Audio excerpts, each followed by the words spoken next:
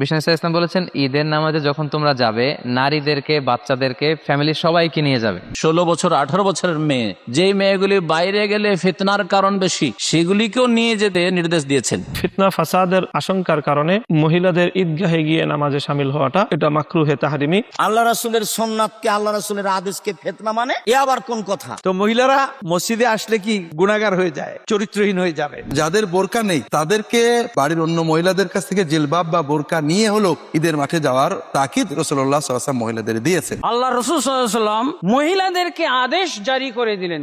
আল্লাহর রাসূলের আদেশ কি ঐচ্ছিক হইতে পারে নাকি? নবী সাল্লাল্লাহু আলাইহি ওয়াসাল্লাম কোন ঈদের সালাত নিজের সকল স্ত্রী, সকল মেয়েদের ছাড়া একটা ঈদের সালাত জীবনে উনি পড়েন নাই। মহিলারা মূল ঈদের যে জামাত হবে সেই জামাতে অংশগ্রহণ করবেন। আর নবী বলেছেন রজস্রাব হওয়া মহিলারাও সেখানে যাবে। ঈদের সালাতটার ব্যাপারে জমহুর উলামায়ে কেরাম বলেছেন এটা সুন্নাহ। যদি পুরুষদের জন্য সুন্নাহ হয় তাহলে মেয়েদের জন্য ওয়াজিব হবে কেন?